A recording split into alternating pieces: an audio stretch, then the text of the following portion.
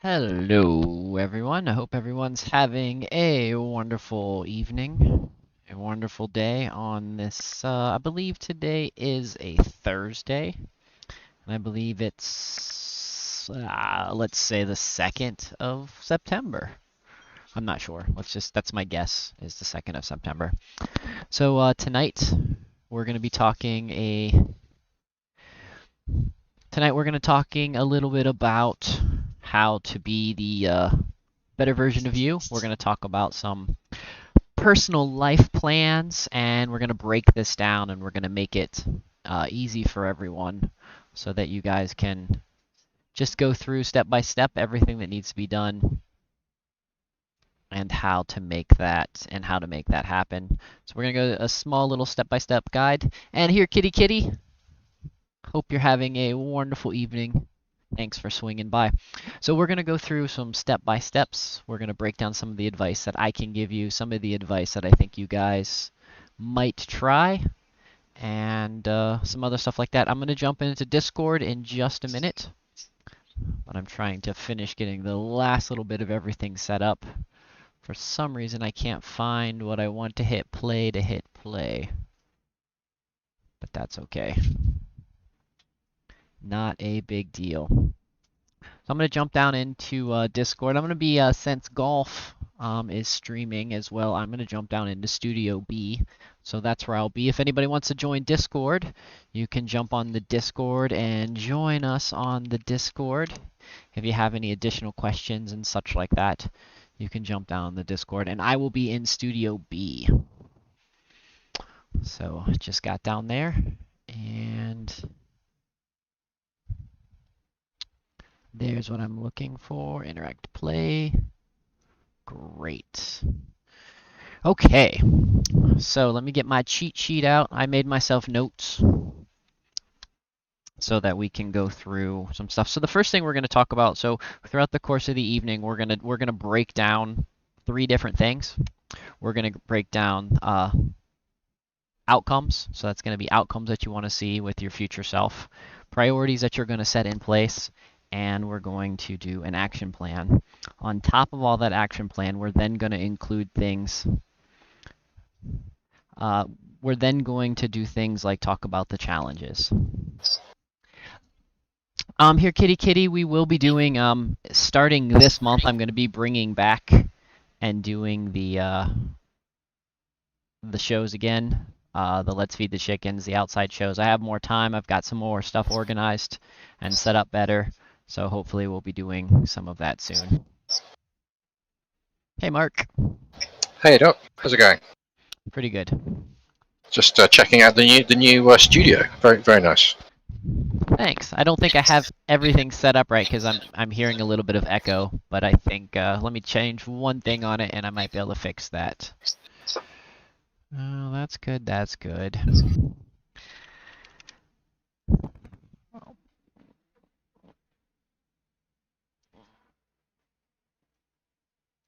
I think when I was setting up, it up, I don't think I had set something up correctly. Let's see if that fixes the problem. It does not. Hey, Mark, can you say one other thing? One other thing. Thank you. Okay, let's see if that maybe fixed the problem. It either fixed the problem or I won't be able to hear you. One of the two. Either way, it's fine. Yeah. Okay. It's showing up. The echo's not, it's the quality seems pretty good. Okay, so what we're going to talk about. So Mark, what we're talking about is so we talk so much about prepping. We've talked about so much other stuff. Everybody is out there preaching doom and gloom right now.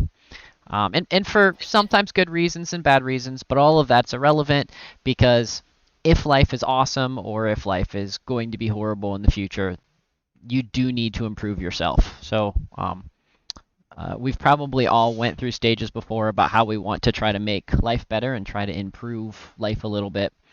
So, but most people don't know where to start. So I am picking this particular area and we are just going to start with what I think are things that I see as relevant and important. So And so what we're doing is we're going to create a life plan. So the first thing is you need to figure out is, well, first off, you have to get into the right mindset to want to create a life plan. And that is probably one of the more difficult things that most of us have a tough time doing, because it's hard to get your mind into that particular thing. I mean, Mark, me and you've both worked out in the past, and, we currently are not working out, and that's because we currently don't have, the mindset to be doing that. So, that's one of the big challenges, is to get ourselves into a mindset. Do you agree with that? Oh yeah, too lazy, definitely. It's a cycle. Once you get into this cycle, it's easier to continue, but to start it is much more difficult, especially when you can't be bothered. Yes, very much so. So that's what we're going to talk a little bit about. We're going to talk a little bit about that. We're going to talk a little bit about how to get yourself into that, how to think about that, and some beginning things on setting up this roadmap. And I think probably one of the most important things is, as much as I love starting in the middle with most things, as someone who likes to practice the middle way, this is a particular scenario to start with the solution. So start with the outcome. What do you want to see? What in your life do you want to envision? Where do you want to see yourself? Like, if you could just snap your fingers right now and be super lazy, and the best version of what you want to be could happen, what is that? And those are things that you should be writing down. And the reason is now you have goals to strive for. So, one way I've heard it described is, um, how do you want to be remembered? So,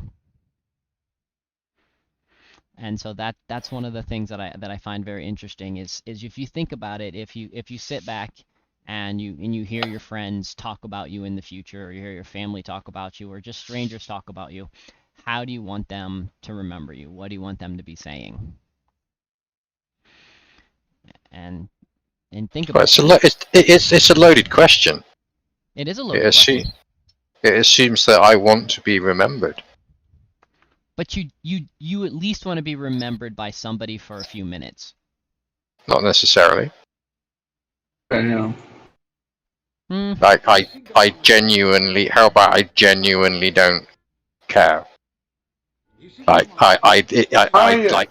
like it's nice if I want to improve the world, but I don't care if anybody remembers me. Like ideally, I think I'd like to think that that's what I think. I don't think that is what I think, but I think that's what I'd like to think I'd think. Does that make sense? It does make sense. Or, okay, if you don't, if let's just say that that's true. Let's just say that you don't necessarily want to be remembered. Then what do you want?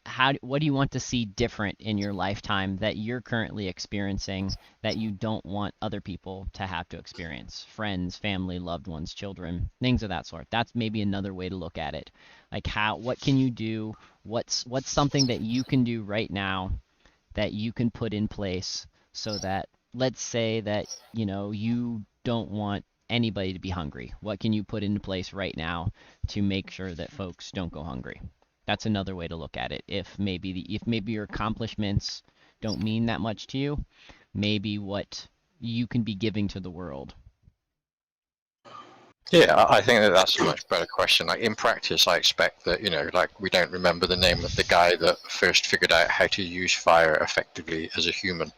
We don't remember the first guy that figured out writing and explained it to someone else in in a widespread way. And we don't remember, all the heroes don't actually get remembered. The guy that actually won the war, and that is just never really known. So the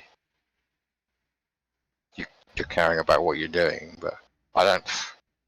I don't know. It's a bit of an open question, Doc. Like for me, I'd like to be able to leave something behind for later generations, I guess, maybe. I mean, here's a Whether it good, be land or go ahead, golf. or maybe a job or something, some sort of skill set. I don't know. Okay. This quote by Mark Twain will will be something that kind of sums it up. Let us to endeavor, so to live, that when it comes to die, even the undertaker will be sorry. I guess, I mean, again, I'm cocky, so I think that I'm an important person. Maybe I'm only an important person to my circle of friends or the people that I know, but I feel like I'm an important person and I want to do important things. So I like the idea of um, when I'm gone, people just thinking about some of the stuff I did and looking back. Again, I don't need to be, my name doesn't need to be remembered by strangers. Like, I just am more interested in people that know me. And so I'm going that's to be honest, you'd be shocked how many people actually pay attention to what you did. It's like, actually pretty crazy. so once you get your outcomes, once you figure out what you want to do and all that kind of stuff.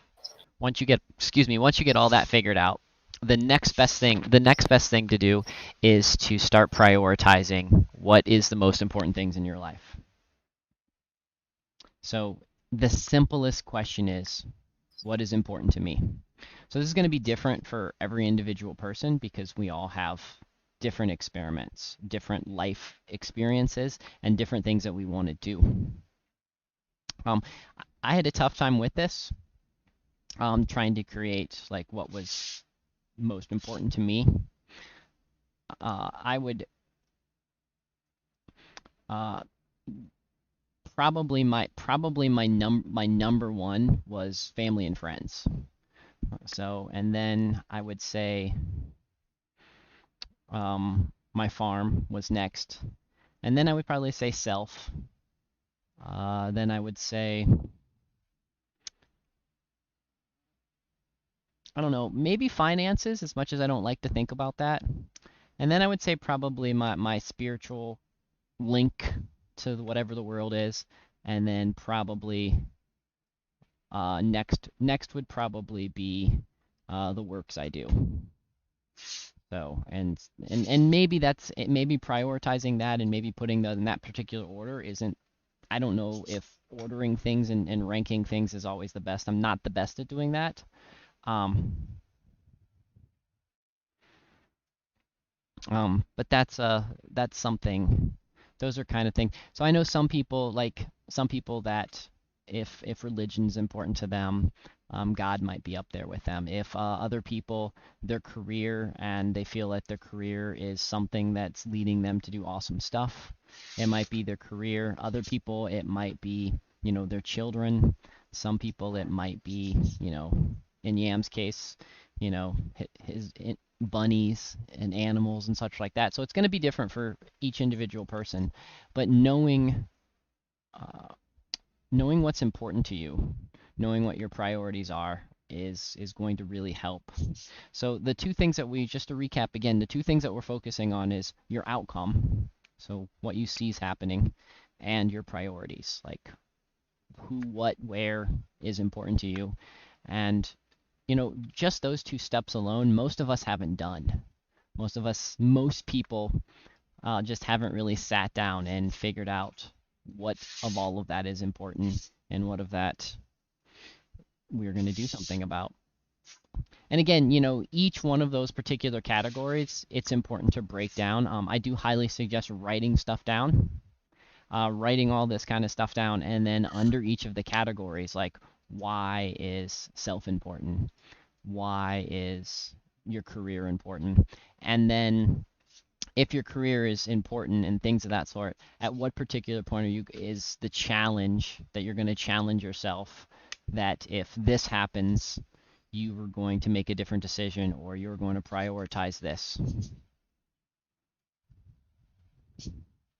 So like a lot of people are feeling the challenge today is their job so important for having to make different types of medical or moral decisions. And so those are challenges that people are having to go through today. And some people would say, oh, that's just horrible. But I actually think it makes people stronger. When you are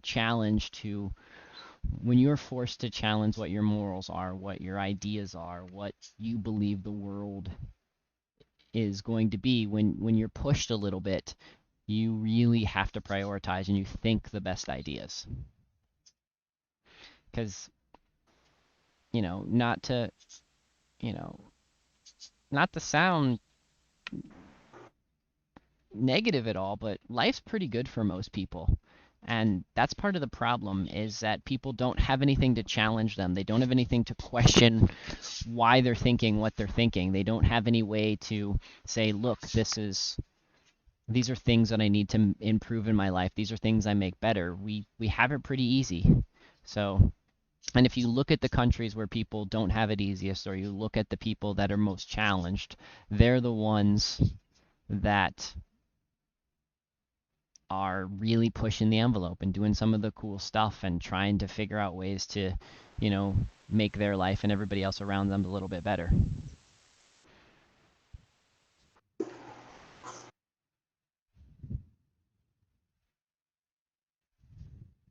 I think there's kind of a fundamental thing that you kind of got to do to just either be good or not, right? Like everybody in their mind knows what good things are by whatever standard they define that, and you either choose to believe that if you do good things, then on average you're going to get more good things come back to you from the world than if you don't do good things.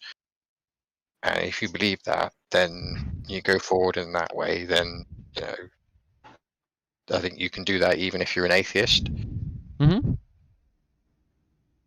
And if you haven't committed to doing that, then like, what's the point? Like, it really doesn't matter. You just go down, the nihilistic, viewpoint and say that Nietzsche was right and all that kind of stuff. But like, you can just still, as an atheist, even if you don't need to be dystopian, you can just say, wait a minute, it does actually appear to be that the world's on this path of just everything just sort of generally getting better for everybody all of the time, and that's because everybody seems to just sort of generally be helping each other, and there's not a lot that we can do about that. Everything just does seem to be getting better, and why not help speed it up? Yeah, and even if you're a nihilist, you can still look at, what's the harm of trying to do something good. I feel like this is a bad question, but what's a nihilist for those of us who do not know? This go for it, Doc. You can probably explain better than me. Well, I mean, I view a nihilist as someone who thinks mostly just about themselves, and that the world is not going to get better. It's not going to get worse. There's not really any reason to just think about it. Like, this is just what it is. The end. Like, it's the meh. It's not, they're. I don't know, Mark. Do you have a better way to describe it than that? I view them as like an NPC. As like an NPC. Nothing Yeah. exists. Nothing matters. There's, it's the unoptimistic approach to take to atheism, where it's like the So lefties. it's basically like an emo atheist, is what you're getting at here. Yeah. It's because a lot of the traits you're describing is what emo is. Yeah, if you want to be an atheist, but you want to be able to like divulge your responsibility for your actions in life and think, I don't actually need to do anything, like the leftists do with all the different things that they do. You can do that with nihilism, and like that's one of the reasons why Nietzsche is so popular with emos. Yeah, I mean, Yam just described it pretty well. Is that values are baseless, life is meaningless, and the obtaining of all knowledge is impossible. That's probably a good way to refer to as a nihilist. And nothing's that everything is pointless. There's no point to anything. Yeah. So. Yep. Oh, I think I've seen a South Park episode with them in it. You might have. That sounds like something they would have done. But my argument to that is, even if you're a nihilist, even if all of that's true, and all of it's pointless, what's the point? Then it's not pointless to just try, because maybe you're gonna fail, maybe you're gonna succeed, maybe it doesn't matter, but just do it, because End of the day, you get to tell someone you tried. Well, because why not do it? It's just the why not. That's the challenge to the nihilist, is just tell them, well, why not? Show me Yeah. why I don't want to put my finger in the wall socket. Yeah. Yam says, go for the boobs. Oh, It's not your basic work, solid advice there, really. So the next is start focusing on your action plans. Is what steps we talked about this. What steps based on all of your individual priorities? What steps are you going to take? How are you going to make these steps and do something? I mean, what can you do with whatever your life belief is? What can you do to keep moving forward? To trying to to try to level up, to try to get to the next level, to try to just move forward, to try to convince yourself to wake up every day. I mean, it depends on, again, it all depends on how you view the world and what you think about the world. That's really the ultimate question. And you should be writing this down. You should be writing down um, what your action plan is, what the purpose of that action plan is, how you're going to achieve this. And again, you don't have to do this overnight. This isn't something that, it might take years to be able to achieve some of these goals, to really understand what this purpose was. But by doing this, you're at least putting yourself in the right direction. You're giving yourself something. Um, you're giving yourself something to reflect back onto and to look and to say, okay, or when times get tough, you can go back and you can look at these and it's like, you know what? The world's crumbling around me. I don't feel like I've got any control over the craziness and silliness that the world's doing. But you know what? I do have control over my purpose and my action plans in my everyday life. Let me just roll back on myself. Let me focus purely on me for a minute and how I'm going to do what I want to do and how I'm going to turn something that you want to do, turn something that you love into do, turn something that is into a way to shake you out of that hopelessness, that black pilledness, that craziness that's happening in the world. One of the things we talked about this before with the preppers. One of the things that I think the preppers don't spend enough time on is the joy of the world. They're so focused on how to have something in place for every disaster. And again, I like to have a plan in place for anything that could possibly happen in the world. But the other thing I like to try to have a plan in place for is if good things happen. Like a lot of people talks about, oh, if the shit hits the fan and people start rioting in your neighborhood and your house catches on fire, what are you going to do? Okay, yeah, that's good to have a plan. But how many of those people also have a plan of if someone says, here, you have $1 million and you have 4 hours to spend it, how are you going to do that? Why isn't that just as likely? Mm-hmm. And yeah, so, I'm liking this, Doc. Yeah. If your definition of a prepper is someone that's ready for all yes, eventualities, yes, not just the doomer scenario. And if you're yeah, focusing overly on the doomer scenario, or even if you're focusing any more on the doomer scenario than you are on the best possible scenario, then that's a problem, right? yeah, that is absolutely a problem. Yes, you should have Okay. yeah, like if you're a single guy and you're just sad about, not being able to find a girl and you're just talking about how this kind of stuff, you should also have that same plan in place. Is what if Mm-hmm. tomorrow you met the perfect girl? What would you say to her right then? You should know that. Yeah. That should be on your mind. As a good prepper, the whole gamut should be prepared for. You know, Okay. And the and then it's far more likely to happen. yes. And then if you get so caught up in a negative experience, let's just say you are involved with you get in a car accident, you're in a negative experience, but you also have those positive plannings in your mind to be able to pull from so that you're not spiraling down into the negative, horrible Well, things. it's difficult to see a negative future if you've mapped out your positive future for yourself Yes. already. Like we get dystopian and fall to nihilism and take the easy way out of lethargy and just everything because we haven't bothered to plan. Mhm. Yeah, it does take effort to plan. You've got to plan your future, plan what's going to happen if things go well.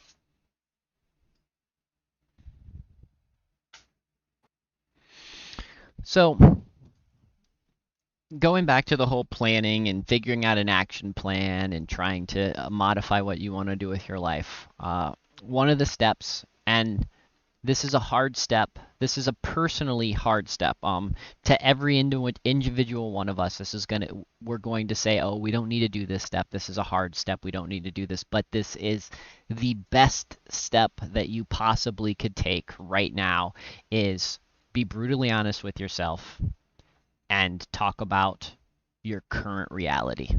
Talk about the ups, the downs. Talk about how great you look, how great you're eating, or how great you feel, or the fact that you're young and you're vibrant and you can move around, or talk about how you could eat a little bit better, or talk about how you could work out a little bit more, or talk about how you could, maybe dedicate a little bit more time on this. But don't just focus on the bad or the good. Find that brutally honest things like, am I really drinking enough water today? Actually I am. You know, Am I drinking too much alcohol? Maybe I am. Let's cut that back a little bit, and then have a plan in place where you're just going to cut it back a little bit. Not don't go. I'm not saying go full bore and saying that you're a horrible person. I'm saying being brutally honest with yourself and know what you're going to do. You know, like with Yam, he might need to be brutally honest with how many peanut butter jelly sandwiches he eats throughout the course of the day, and he might just say, you know what? Maybe during Doc's show I don't eat one, and that might be a good step.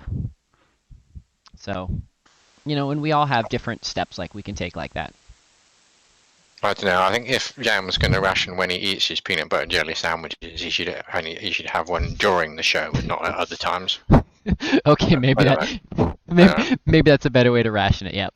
Probably easier to handle if he's recently had a peanut butter jelly sandwich, and we want it easy to handle Yam. So you don't want a Yam if he's not had one for a while, coming in knowing he can't have one. No bread or jelly. He just eats the peanut butter straight out of the jar with a spoon.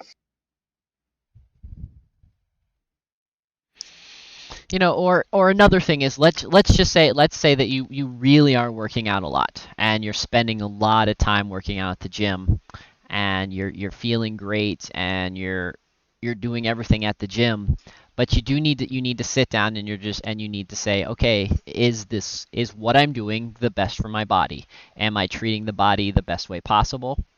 Am I making sure that I'm doing these exercises properly? Is the strength training that I'm doing and this diet regimen I'm doing, is this best for me? And you need to be honest. Like, maybe it is. Maybe what you're doing is absolutely perfect. Or maybe, you know yourself well enough and you're cutting some corners and you need to convince yourself to not cut some of those corners. So, and there's lots of other habits that we all have. And we just need to, when you're evaluating yourself and in your plan and you're writing down your current reality and you're writing stuff down, this is the time to be honest. If you can't be honest with yourself, then we're going to talk a little bit more about that in the future. But if you can't be honest with yourself, then that's a step that you need to work on. And this is the perfect time to start finding it out. The sooner you find out that you can't even be honest with yourself, is that you're lying to yourself about things, then that's a very good step into continuing forward. So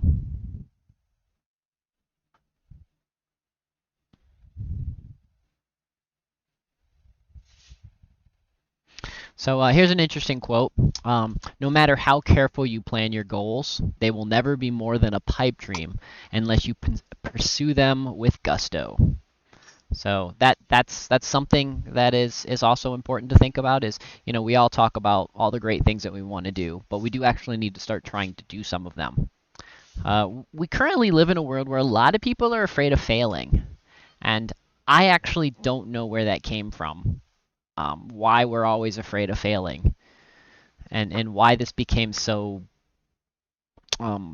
relevant in so many people's lives. So, I mean, and sometimes I'm guilty, but I don't think I'm guilty as other people, because I really like to challenge things, and if I'm not good at something, well, then I want to know I'm not good at it. And then I accept that I'm not good at it. Like, now that might be my weakness is I fail at something enough times and I'm just like, okay, like I'm pretty at math. So I'm not really good at math. Thank goodness for calculators because, I like calculators because I like not having to think about maths because I got other stuff that needs to be dancing around in my head.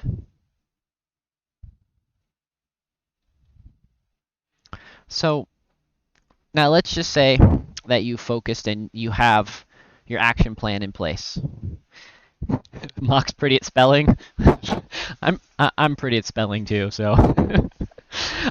But you have this plan in place. So you've got your priorities. You've got some of your action plans. Now, what you need to do is you need to have review periods. It's easy to now when you write this down, it's easy to think about this. It's easy to start talking about doing stuff. So, um, but the problem is to keep catching up is that regular review.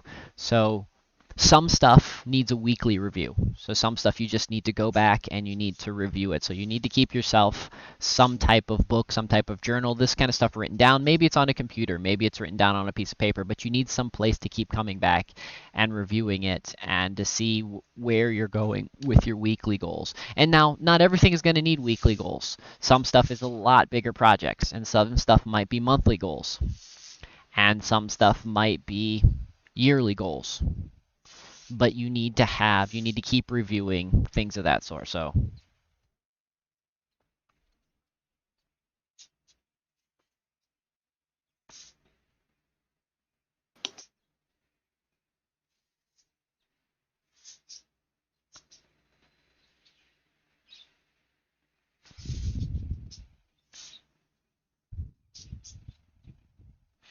this is kind of the way to look at this is you're kind of running this like you're running this particular aspect of your life like you would a good business or like a secretary would. You're making sure that things are running smoothly. You've got your plans in place. When you hit these bumps, when you hit these snags, you have your priorities to look back on to redirect you back into what your quote unquote your mission statement is, what you want to achieve with your life, what your outcomes are, and then you keep tying that back in and you're just keep trying and looking at new things and saying, okay, how can I achieve this? How can I do that? What's the next step I can take?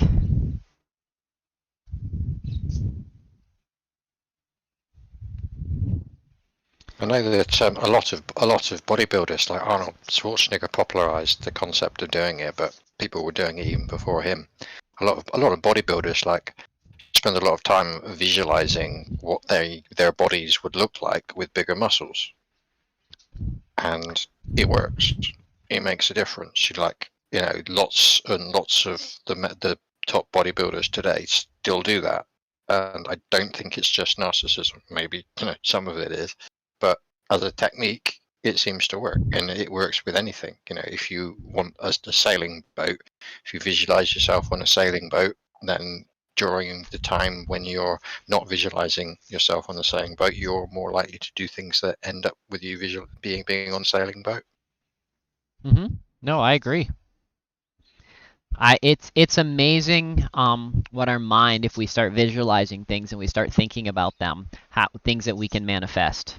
Maybe it's woo, maybe it's just our minds. Well, you're able to program your actions by visualizing something, and then your actions are then programmed. Like you're a collection of machines, and you can influence that machine yourself as a collective thing that is that entire machine, and adjust the actions that machine takes. Well, we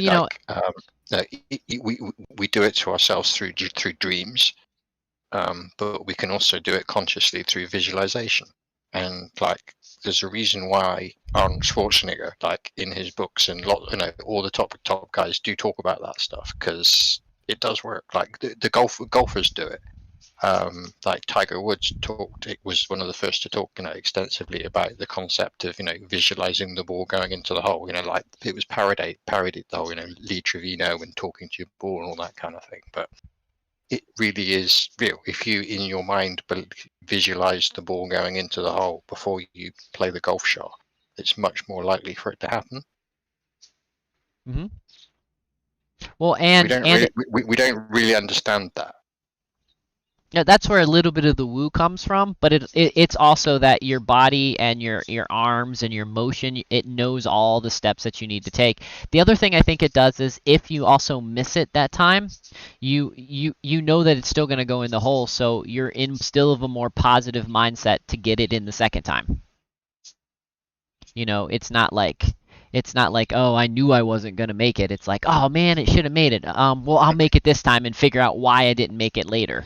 And then later never comes because we have such a short memory that we forget to, we're humans. We're really good at forgetting stuff that brings us pain and harm. Well, the trick of golf is having the mental agility to be completely certain that you're going to hit the ball into the hole. There's no question whatsoever. Of course, you're going to hit it in. When you hit it into the hole, you're not going to celebrate really, because that's exactly what you expected to happen. So you're just going to calmly pick it out. There's no surprise at all. But when you miss, which you do, because like me, you're probably not that good at golf. When you miss, you're then not surprised at all, and it then doesn't bother you. If you can master that, then that's and if you can do that in life with your goals, that's true mastery of goals. To actually, you genuinely, you can throw that switch when you don't get the goal. Oh yeah, that's fine. That's fine. It doesn't bother me at all. But at that moment when you were playing the shot, you genuinely really believed you were going to get it. And like professional golfers are doing that mind trick in their mind all of the time. Well, I think a lot of professional athletes are doing that mind trick in their mind at any time. Mm-hmm. You know. Of course. Yeah.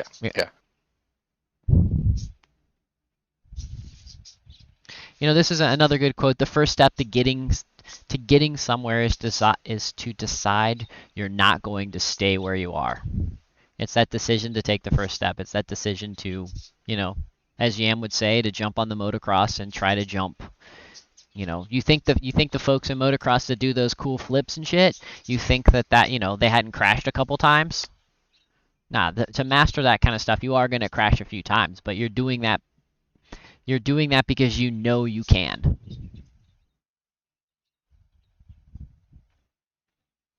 That's what's so cool.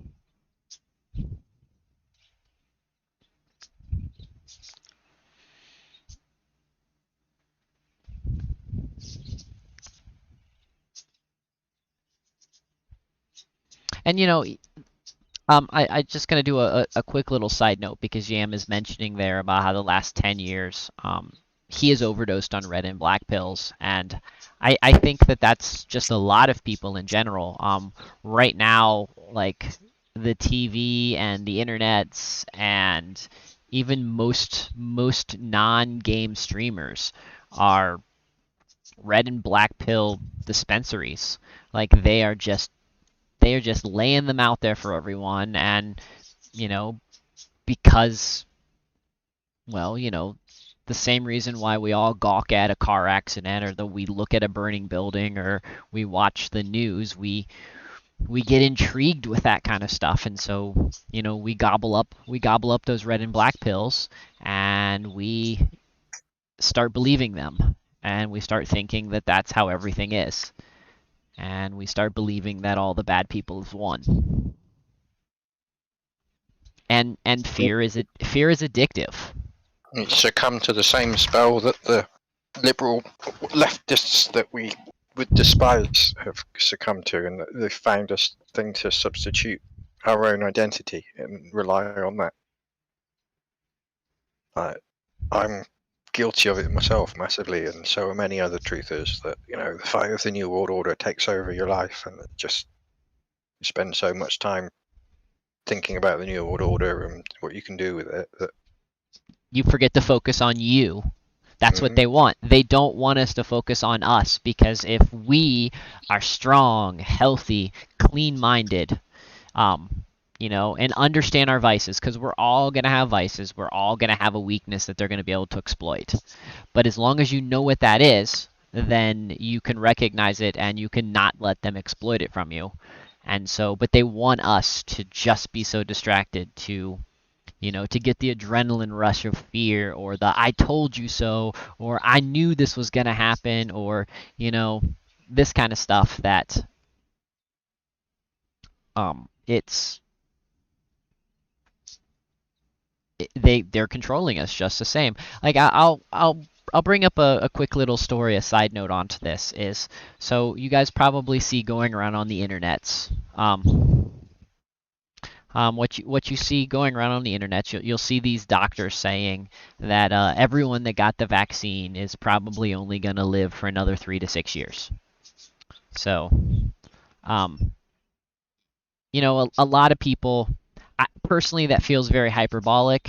The only thing that does make me nervous about that is because as a truther and as looking around and looking at stuff and seeing the Deagle, if anybody remembers back in the day, the Deagle website that said, the American population and the pretty much the Western population was going to drop drastically. There was going to be a huge drop by 2025, 2026, and no one had any ideas. And if you go by their particular math of the people not making it that got the vaccine, that would fall into that same category.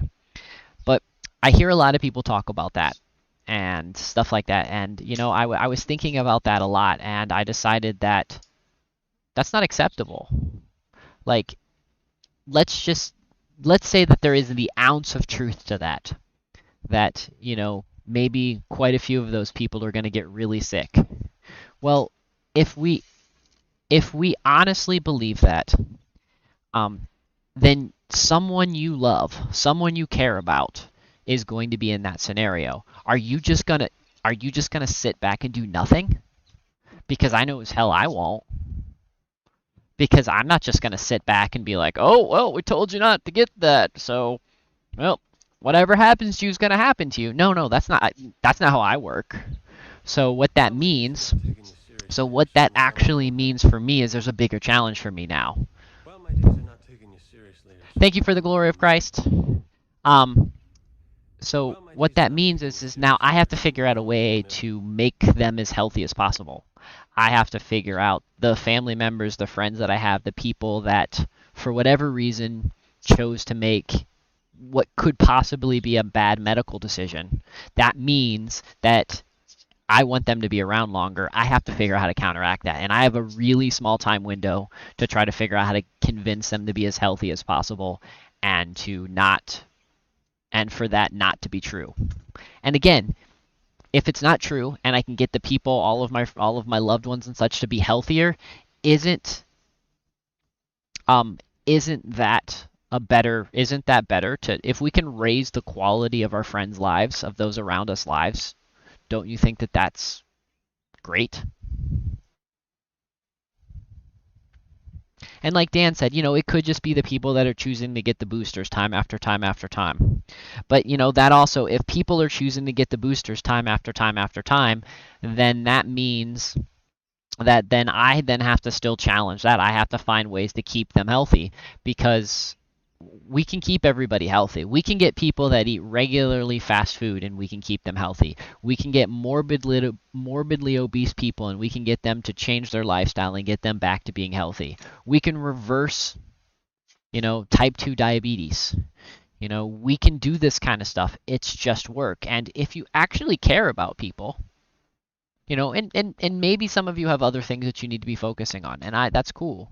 But there's ways that we can make it better, and there's ways that we can figure it out, and that's kind of the goal that I'm thinking that we need to work on. But the fundamentals, swinging all the way back to the fundamentals, we really need to focus on self first, because most of us are not in a place where we know how to even properly take care of ourselves well enough. Maybe we take care of our bodies well enough, but most of us, especially in these communities, most of us don't know how to deal with the crazy that's going on in our brains most of the time. Because most of us has crazy going on in our brains. Most of us don't know how to talk to the average person. Most of us don't know how to interact with NPCs. Most of us don't know how to deal with, a crisis situation, a true crisis situation. We think we're gonna go all Red Dawn, or we think other people think that people are gonna come help and save this kind of stuff. But the truth is most of us are not going to be able to do what we think. It's going to be, Mock. I was thinking about Gattaca. That is actually a really good. That is a really good idea, especially with the dude that and just it shows how the two groups work together. So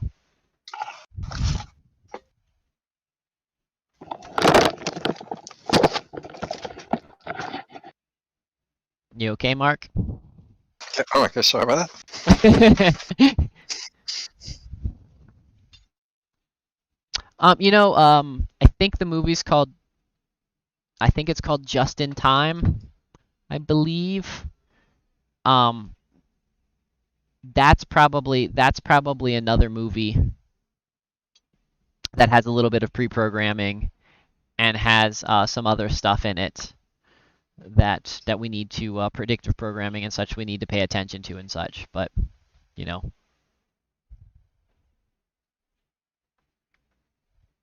But again, see, look how easy that is. Look how easy it is for us to just quickly pinpoint something negative and go to that negative and talk about how it's pre-programming and talk about how they are doing something to change our minds and to challenge our minds and such like that.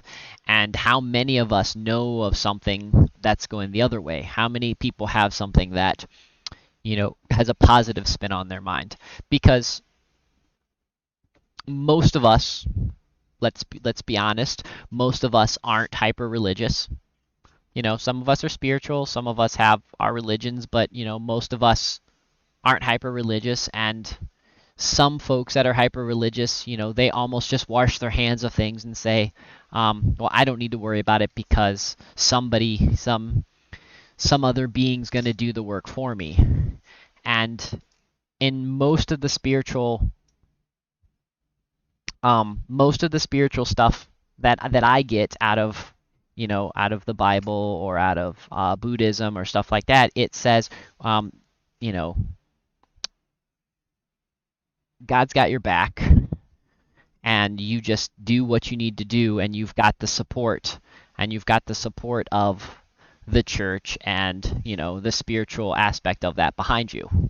In Buddhism and such like that, it's that's the lesson. Those are the lessons, and those are the way to help learn what you need to learn, the nothingness and the Zen master and the lessons that you need to learn, because it'll get you to also be a Zen master. So, and I'm trying to think of other spiritual religions, but there's all of them have it. Even into your your pagan and your Wiccan and all the other Taoism is the one you're thinking of, I think. Taoism, yes.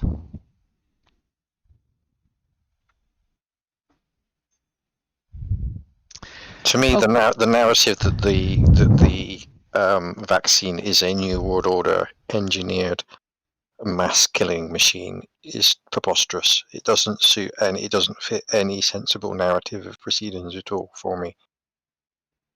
It doesn't make sense. Like they wouldn't do that. That if they were going to try to kill people, they'd be trying to kill all the truthers. So like if there is like something terrible with the vaccine, it's actually that they're going to release something else that's going to kill all of us lot that haven't had the vaccine because they don't want us. Like what they're doing, if they created this virus and this vaccine so that they can kill all of the non-truthers, that would be crazy. They'd then be left with a world full of us. That would be, why on earth would they do that? It doesn't fit with the modus operandi of anything else that they've done. It seems to me that the New World Order like killing black people.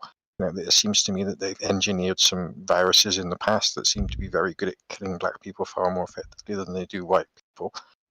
They've prevented the industrialization of places where black people live quite extensively over the last sort of 70, 80 years, and just, it doesn't fit like that. I mean, how many people have taken the vaccine? It's like, it's just all of the white people in the northern hemisphere that are industrialized. Why would they want to kill all of those and then just leave all of the, the Mexicans that didn't take the vaccine? That's crazy. The New World Order aren't doing that. They might be doing a lot of crazy shit. They might want to wipe us out, and the whole Georgia Guidestones thing might be true. I don't think it is, but they're certainly not going to do it like that. No, I agree with that, and I agree with some of the stuff that Mock's saying is that they don't want, if they were going to wipe out people, is they want the useless eaters, and we're not even really seeing that. Now, I will say, we're going to dance just a little bit down conspiracy theories, just a bit here. But I did read something that I thought was rather interesting the other day, is that this is, this is the boomer eraser. Some people refer to this as the boomer eraser. And this is doing a really good job at getting rid of the older folks that aren't as productive in society, like in the Chinese society, in the Indian society, in the Western societies, in the Asian societies. And it's taking out the folks that are a little bit sickly and that would naturally tax the medical system, or would naturally tax the other system. And I thought that's something that is an interesting thing to think about. It just kind of, what they did is they sped up the flu. They just made the flu work a little quicker. That's what my mom, she has COVID. She says it's like the flu on steroids is what it feels like. It's Agenda 21. Oh, yeah. It's their Yes. excuse to bring in Agenda 21. They created a version of the flu just powerful enough so they could do it. Just powerful enough that they could turn Australia back into a prison country. Yeah, but the narrative that it's just suddenly going to be killing everybody in 6 years' time, like, no, they might be trying to kill all the truthers in 6 years' time, but they're not going to kill all the normies.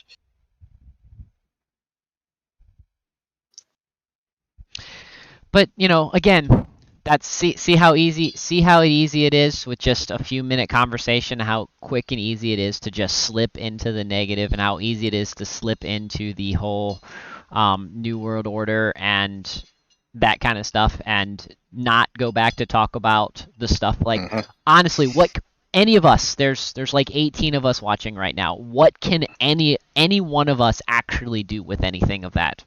Nothing. And I don't mean that in any negative way, but you know what each one of us can do? Each one of us can start making our own food, or each one of us can teach a younger person something new, or find one of the skills that each of us have. Just don't be like a Catholic, a Catholic priest. Not that type of teaching.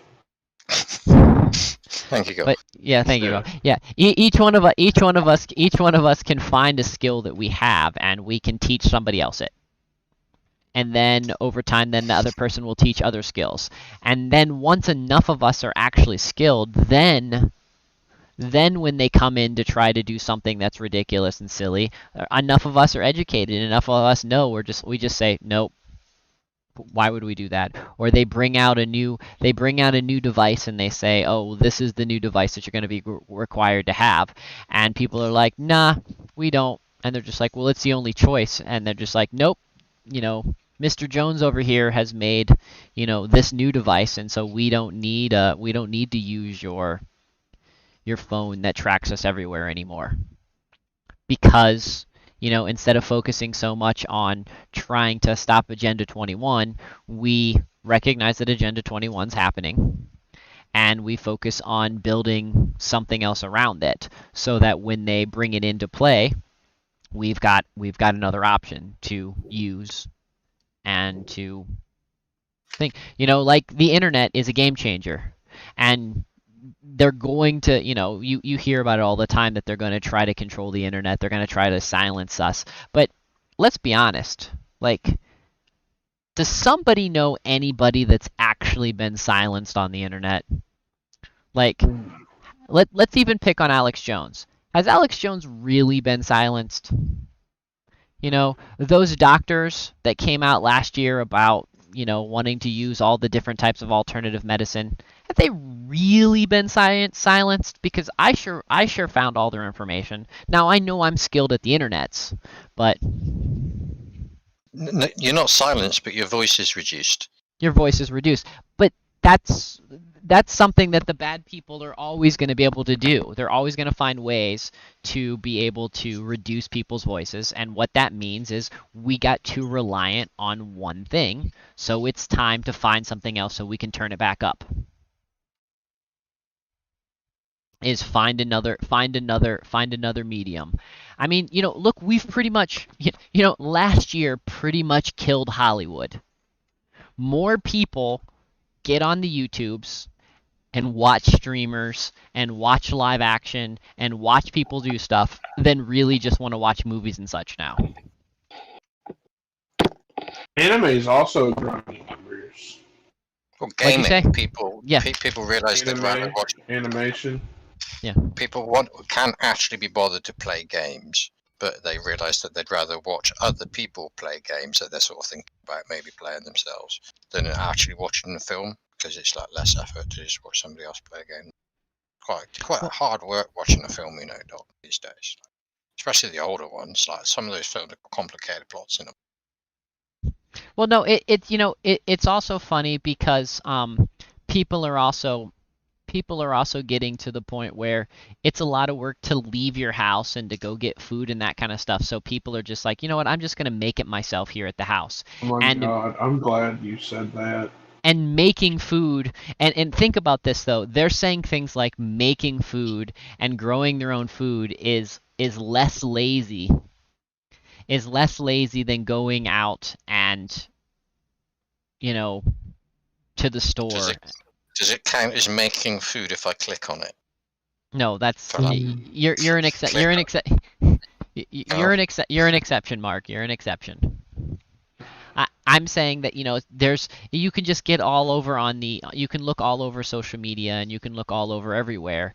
There's just a lot of people, I can't bother going to the store and it's gonna take too long for those brownies to get here. I'm just gonna get a brownie mix and I'm just gonna make my own brownies because I want them now.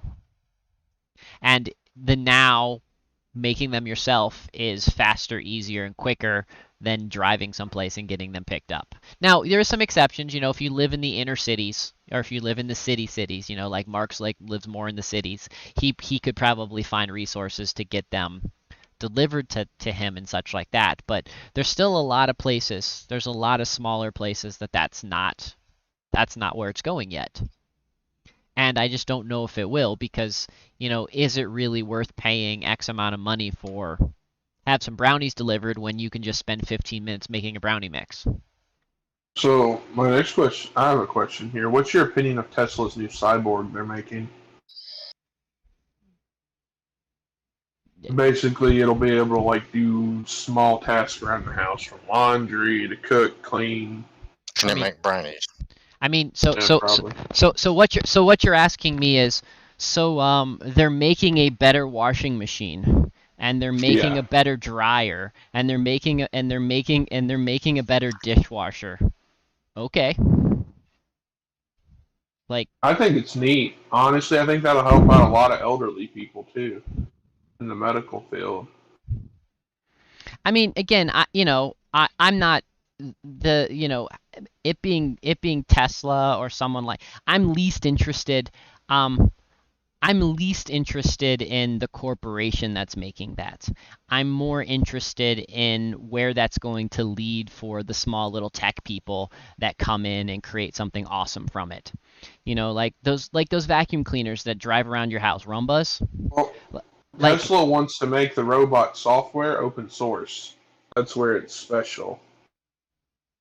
No, I get it. I'm just saying, like, what I look at is I look at the companies like the Rumbas. Those are those little circular you know, vacuum vacuum cleaner robots. What I think's really interesting though is that there's whole sub communities now of people that hack those to be able to do exactly what you want Really? with those. Oh yeah, I've seen the little battle robots made out of them before. I mean the side communities like in the farming community, in the small little farming community, there's little robots that you can have for little small garden plots where you put this like robot Really? thing over it, it plants it, and then it checks the soil, it waters it, and then once the plants get to a particular height, it will make sure that the plant's going well, and then you have to remove it after that because it's only meant for so many months. It won't harvest it yet. But what that means is we're not very far away from at some particular point we'll be able to Self-efficient farming. yeah buy you know Mark will be able to buy a kit online, measure out a place in his garden, stick this out in his garden, plug it in, put the resources in this thing's requiring, and then in 6 months he'll be able to walk out there and there'll be a little bowl with his vegetables. We really do live in the future. People always complain to me all the time about how certain things are like how they show in the TV shows like Star Trek and stuff. I'm like, well, it's like early models of that stuff is Hmm. what we're at. Yeah, well, here's the thing. We have the potential right now. We have the potential of creating those things. Me, Hmm. you, Mark, everyone. We have the potential of creating those things. So, I mean, like you guys saw on the Discord, you saw all the cool stuff that Mock was able to, you know, um, render 3D printing, create, and then modify, and then yeah, he still had to hand paint some of That's them, crazy. but some of the cool stuff that you can do with 3D printing and just knowing how to manipulate with CAD programs and such, um, it's Did you know absolutely CAD's a cool. dying language? Like the programming language CAD for like machines like that, it's a dying language. CAD means computer aided design, bro. Hmm. The older models. Yeah. No, I mean it's there's so much cool things. And again though, these are why it's important to know what you're good at doing, why it's good to focus on self, why it's good to challenge your own mind and to have, to know the direction that you're going.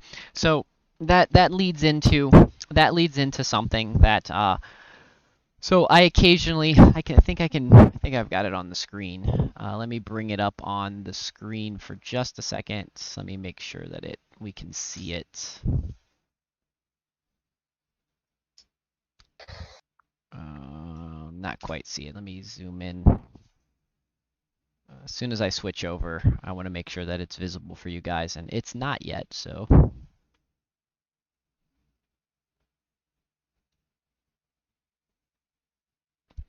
Okay, so I'm gonna transition over into this. So this is something I actually I can give you guys a link to this. I don't do all of this, but it's something that I've done throughout the course of a couple years. Is I like to go through these challenges. I love finding stuff on the internet that offer a variety of different types of challenges and ways to challenge your mind. We're gonna go across. I have actually a list of 15 that I want to talk about at the end of the show later this evening. But I want to show you guys some of these fun challenges that are fun to do. So I'm gonna zoom in on some of these so we can really see.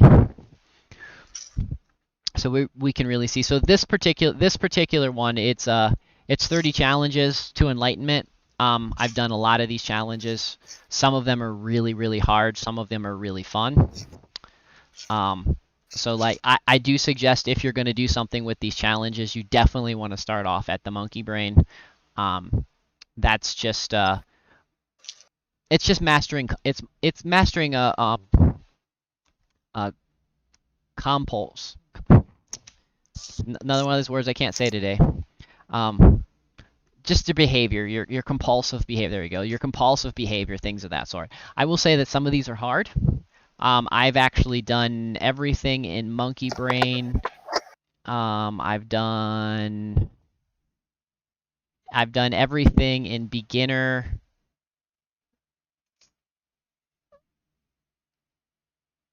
I've not done everything in quiet mind. I'm working on everything in quiet mind.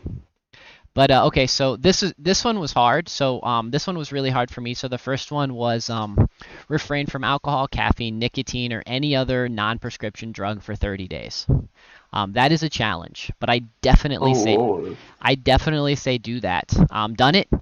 Actually, I would say that one is so important to do. I think you should do it once a year. So I think that you should challenge yourself once a year to do that. So 30 days seems like a long time, but it actually flies by. The other interesting thing is then you really figure out is if you have control over your addiction or you don't have control over your addiction. So that's what's cool, because some people have control over their addiction, and then some people the addiction has the control, and it's best to find that out as early as possible. So that was that one. The next one is greet the day, wake up bright and early, and go watch the sunrise every morning for 30 days. That's a fun challenge.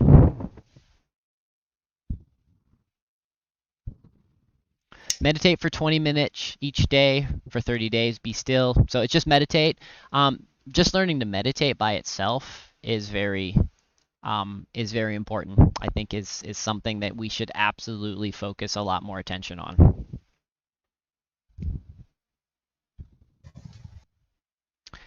Go for a 30-minute walk each day for 30 days. And this is just, spending time going for a walk. So far, each one of these that we've just went through are actually pretty easy. So for a lot of you, this last one's going to be hard. And this last one is refrain from anything erotic. So for 30 days.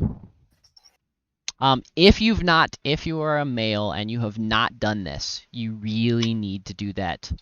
Trust me, it's worth it.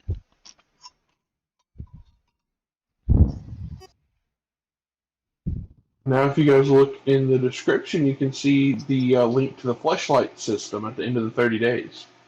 If you were 18 years or older. No, if you've not done this, go 30 days and then come back to me, and you'll be surprised. You will be surprised how your mindset will change about certain things. That's the best way I can explain that to you. And then they get as you move up this chart, and I view this more of a chart for your life and for your existence than just something that you're going to do month by month by month. So because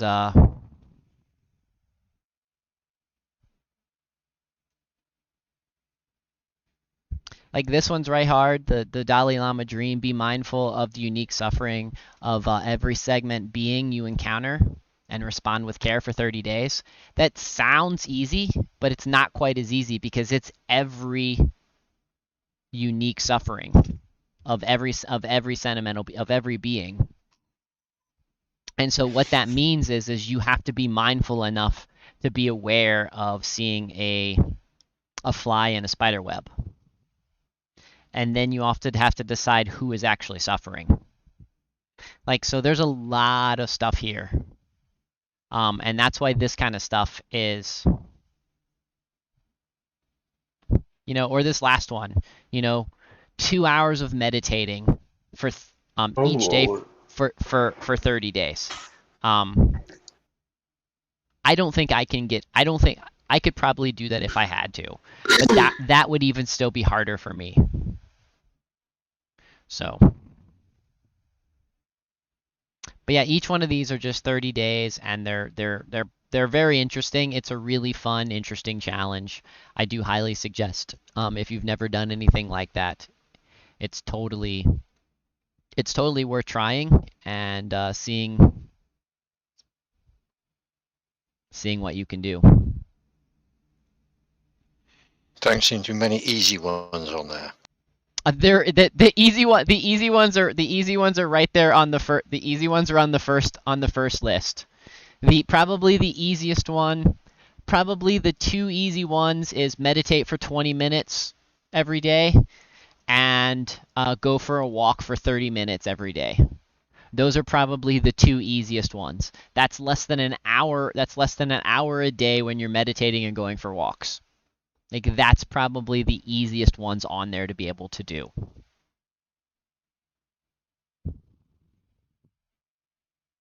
Some of you, this one might be easy. Keep your living space immaculately clean and clutter free for 30 days.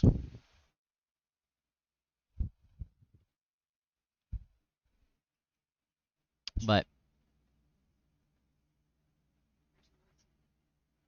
It's just all of those things we should probably be doing all of them all of the time, right? oh yeah, I mean that is the truth. Yes, we should be doing most of these all of the time. So,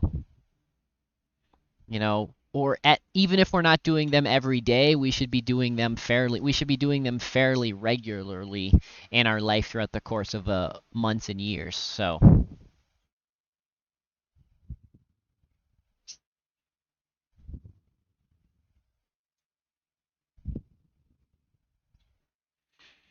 this one's easy. This one would be easy for me, the social butterfly talking. Talk to at least one stranger every 30 days. Each day for 30 days. So I mean, that's talking to 30 different people that you don't know. That one would be easy for me. So some of these would be really easy. This one would get you in trouble. Not you necessarily, Mark, but other people. Practice radical honesty for 30 days. Don't tell any lie. That includes any type of white lie or stretching the truth or anything of that sort. That's hard. Because the reason why that's hard is because the people around you won't want to hear it.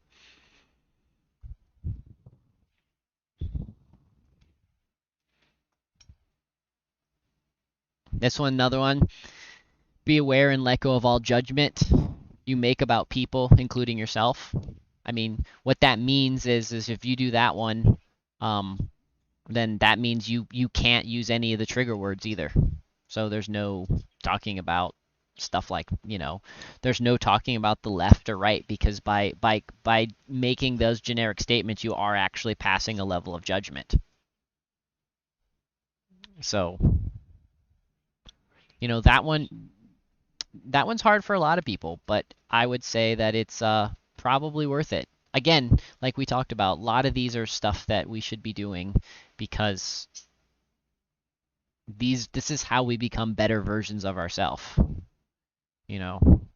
These sound hard because we've been sent down the wrong path, and we've been tricked to believe that being a human living in this society means one particular thing, when in reality it's how we can create it ourselves. So here is these are the challenges that I have 15 challenges to do in a month. So these should be things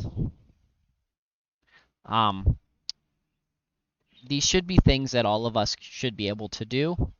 And maybe you can't do it in a month. Maybe you focus on these with 2 months. But there's 15 of them, and these are just things that we can do. And if you spend it over the course of 2, maybe even 3 months. Again, I'm just saying, anytime you can start something new and you can start trying to do a habit, the better it is. So the first one is start reading a new book.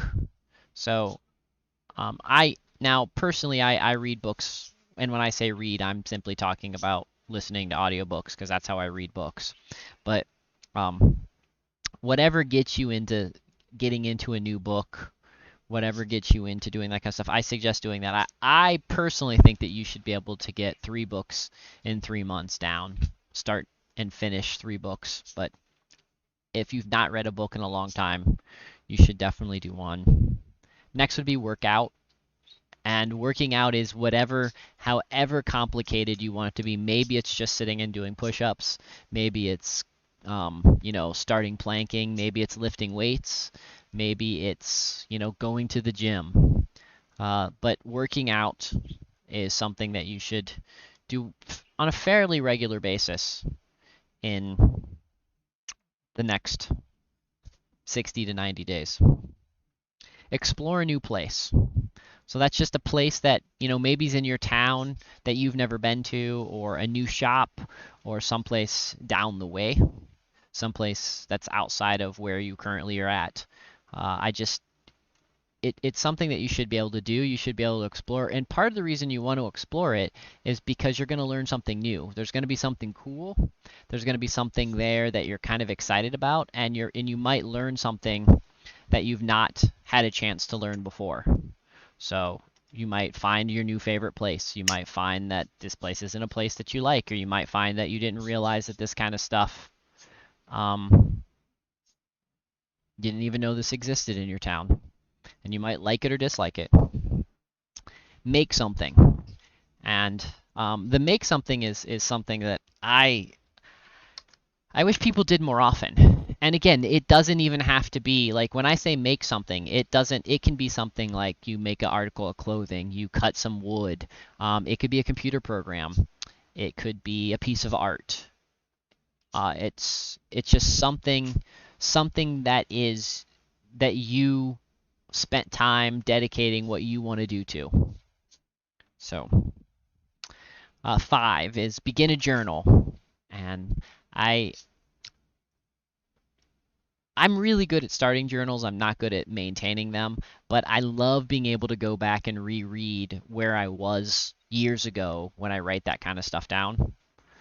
And it's super, super valuable to go back and see where you were and where you are. And I don't know how in our culture we got to the point where we didn't journal, because our forefathers used to journal fairly regularly. So, my grandma, she keeps a journal, and she's in her 80s.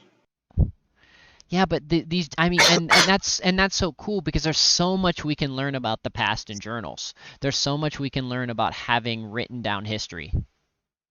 Even if it's just local history, and even if it's just family history, just the fact is like the information that we can learn. And maybe you're really bad at writing journaling down, then maybe it's something that maybe you just do a podcast, or you do a live stream, even if it's just for you, and you just kind of recap your day and you save it someplace, kind of back in the day what Friendsters were, or back in the day what Tumblr used to be before Tumblr got crazy. Just places for you to put stuff down so that you can reflect on it later, or so that somebody, a future relative of yours, or someone in your area can reflect upon it later. Number 6 is challenge a friend, and this is challenge a friend to something competitive. There's something nice about being involved with competitive things, and it can be a game, or it can be creating something, and who can create the better version of that. Just having a little bit. We live in hierarchies. And this is kind of a way to break up that hierarchy, because everybody's going to be good at something. And so having this way of challenging your friends, and having something that you can have fun with and joke around with, or as Dan says, iron sharpens iron. It's that way that the two people working together, and you might learn something, especially if you challenge them with something that you're not necessarily the best at. Number 7 is to plant or grow something. So preferably something to eat, but maybe you don't live in an area where you can grow something to eat. So maybe you're having some house plants, or maybe you just have something of that sort. Just having that growing, such that control of life, that knowing something that you can reflect on and you can look at, even if maybe it's just a cactus in your house. Having a little plant growing it gets your mind back grounded, back to what we were meant to do. That's spend a little bit of time being as stewards of nature. Number 8 is hike, or at least go outside. At least spend some time outside doing, I don't know, outside stuff. And maybe if you're not much of a hiker, you can go kayaking, or you can go mountain biking, or you can go jogging, or You know, go down and play some basketball at the local court. But just get yourself outside and do some fun things outside. Number 9, and this is a tough one for a lot of us, and I'm going to include myself. And identify and remove a large objects in your life. Something that's stopping you from doing something. Some type of obstacle that is restricting you from being able to be the best version of you that you can be. So, and that could be you know, that could be a bad habit that you have. That could be a person in your life. That could be something that is just, I don't know, that could be something that you've been meaning to put off for a while, and so you finally get around to doing it.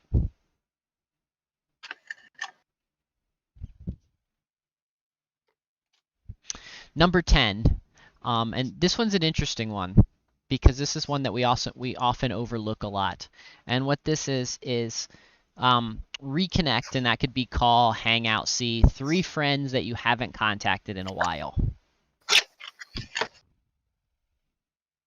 So that would be 3, you know, three of your old, 3 people that maybe it's been a few years since you've seen, or maybe it's even been a year because of, you know, all the silliness. You haven't spent enough time, you didn't get enough time, you know, doing stuff with them, so you're just trying to reconnect with them.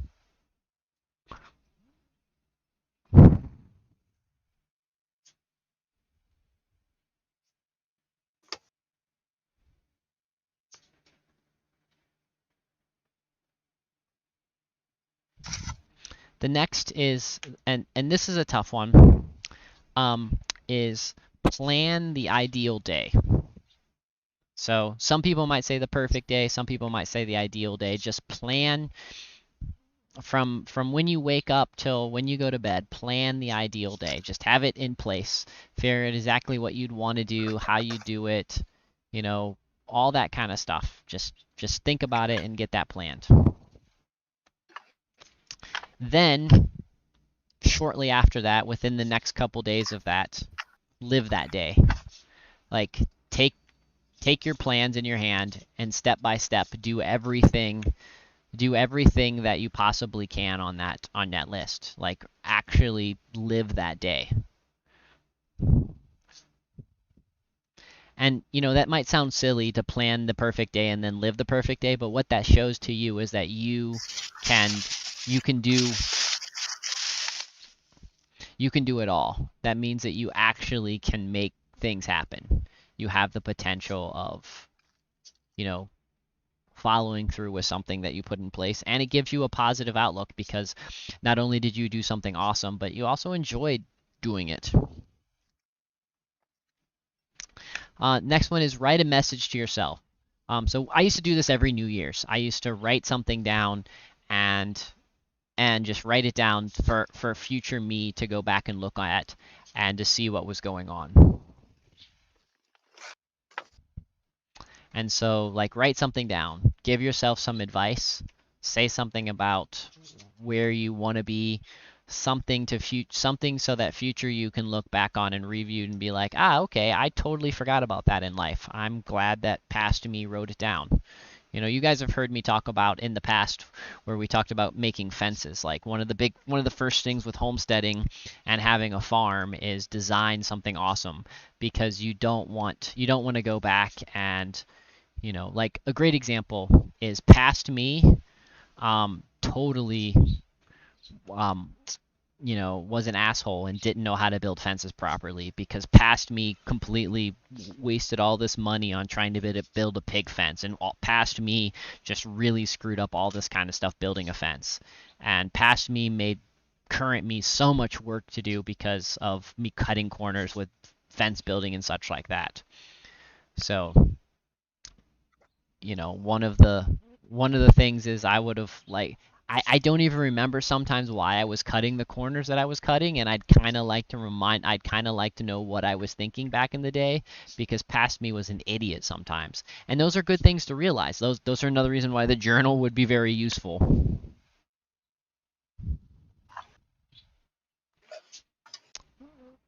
So, Reminds you of the frame of mind you were in at the time. And then the last one on my list is do something on your own terms. Don't worry about the rules. Don't worry about you know, if it's socially acceptable or anything like that. Just do something on your own terms. Of course, don't do anything that's gonna, get you locked away forever or in a whole lot of trouble. But do something that is because you want to do it, because it's something that you thought was cool and not worried about if society says that you should or shouldn't do that thing. Do it because, you want to. Sometimes it's good to be selfish. Sometimes focusing on self, and that's what we've been talking about most of this evening, sometimes focusing on self and trying to do things just for you is the most important steps that you can take.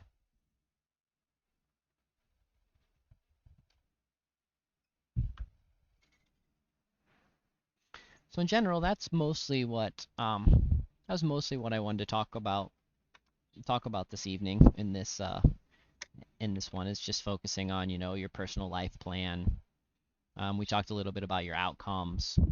So we talked a little bit about your priorities, your action plan, some challenges, and how to make life a little bit better. Yeah, it looks like that sticker is a no-no. So I didn't ban it. So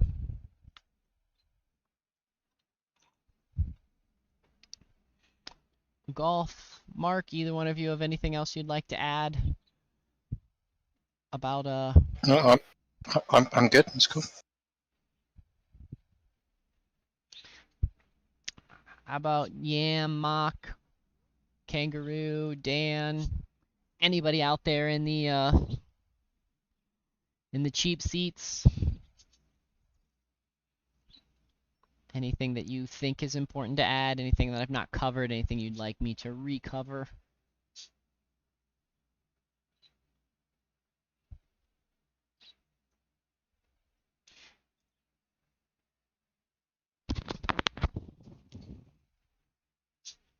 Well, Yam is heading off to bed, so it was glad that you could make it. I think after this, I'm gonna go play around.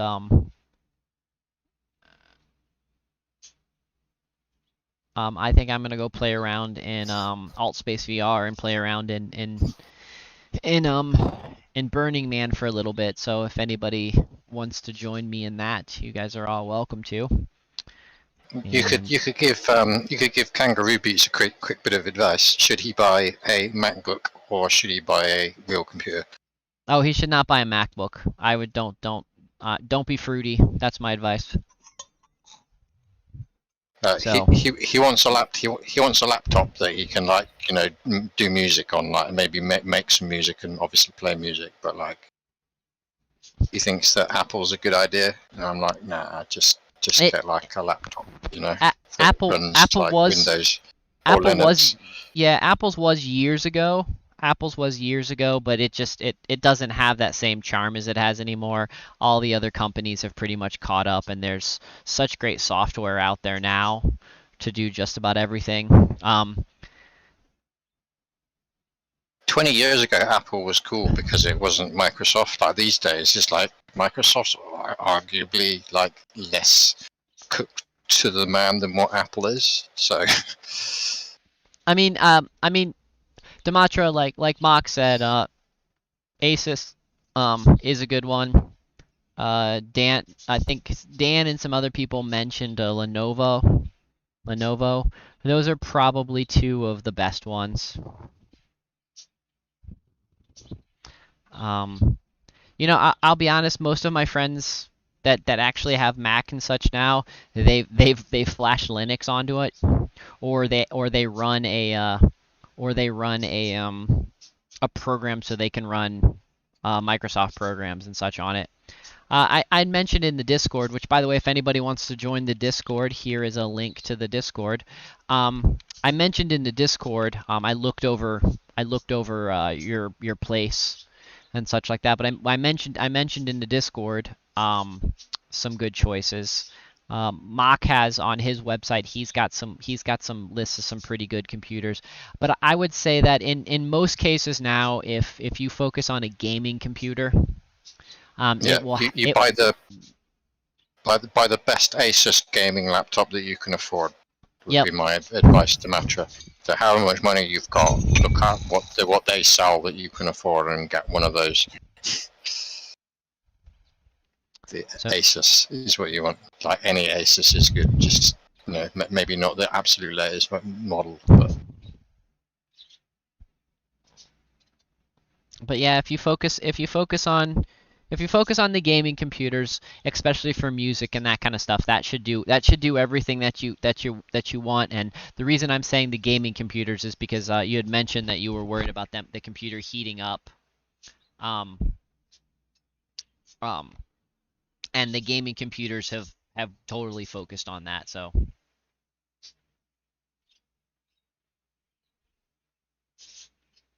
yeah, Demetri probably needs to get that same one that you were recommending I get. yes, I actually recommended that it was the Asus Rock something. I think it's a Ryzen 7. There's a Ryzen 7 and a Ryzen 9. So either the 7 or the 9 is depending on, again, what the budget was and what the computer costs in your particular area.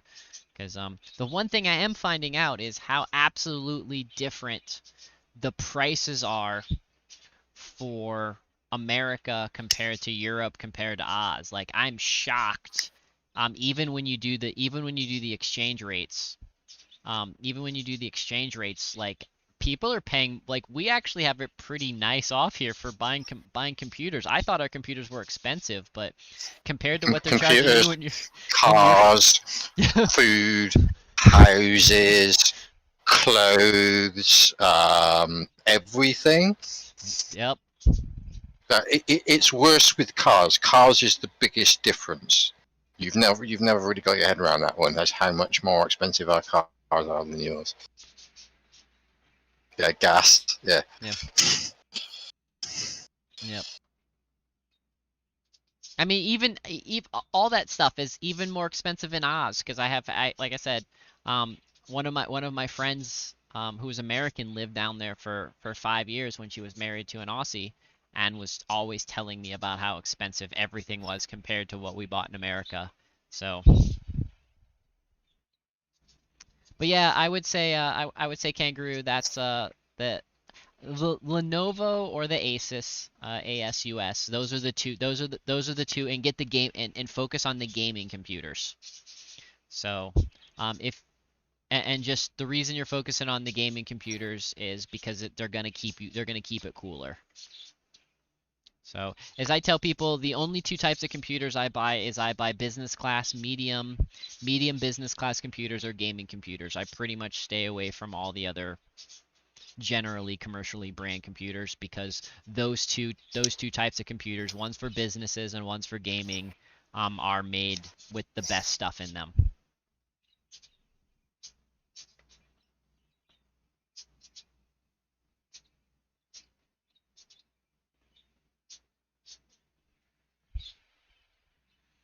Golden Monkey 21 from Twitch. Thank you for stopping by.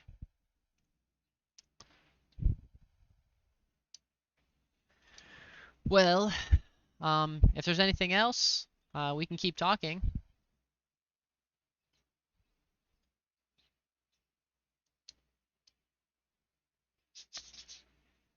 So, gaming computers are a bit clunky. I will give you that. But I think part of the reason they're clunky is because they let more airflow in. Because they're definitely focusing a lot on airflow. So, but yeah, Kangaroo, definitely hit up um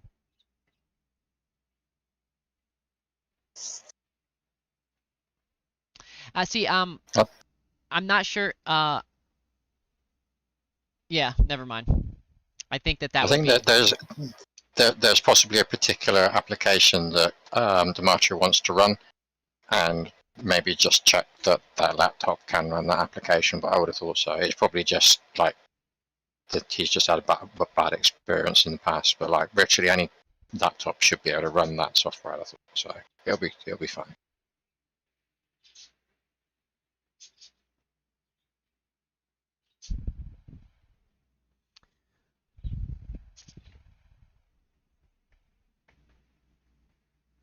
And Dan's correct. If you can afford something now, pick it up before some of the prices start peaking again. Right now, we're luckily in a fairly decent window before prices peak up again, because prices are probably gonna the peak. Again, that's with everything, guys. And to finally wrap this up for the evening, I just want to remind everyone, regardless regardless of what happens in the future, the it's always a good idea to have some extra supplies of stuff that you'd like and need. So, I'm not saying going out and hoarding anything, but just having enough just in case a hurricane hits, a tornado hits, an ice storm hits, civil unrest, some craziness like, they try to make all of us live in Oz. It's just a good idea to have some extra supplies sitting around to be extra prepared and to, just order stuff ahead of time and make sure that you've got the supplies. If you go back and you look at last week's show, we just kind of gently covered some of the stuff. If you're new to prepping and you've never done any of it before, you can go and look at last week's show. And yeah, and don't still know what we're gonna talk about next week, but we're gonna do it again. Of course, we'll usually do a longer show.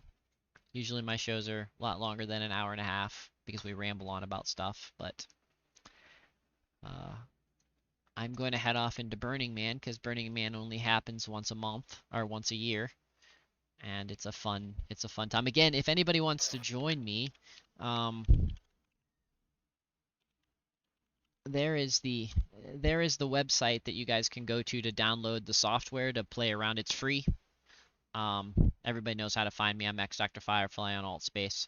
If anybody wants to thing, and I'll probably be streaming it on Discord. I'm not going to stream it just because sometimes there's adult content in Burning Man and adult conversations, and I'm not going to stream it. I'm not going to be streaming this on any streaming services, but I will stream it for you guys on Discord. So if anybody, again, here's my Discord. If anybody wants to jump on Discord just to watch and to hang out, and even if you can't participate, but you just want to watch that way and you just want to listen and things of that sort, you guys can. So, and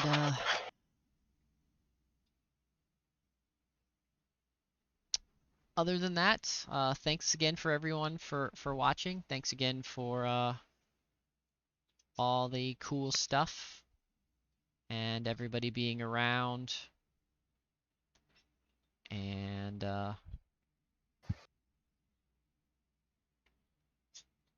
everything else. So again, try to do this every Thursday night here on my main headquarters is D Live. So if you're watching this someplace else, you're watching this on YouTube or Facebook or Twitch. I mostly focus on D Live. That's my place that I do everything. That's the easiest place to find me.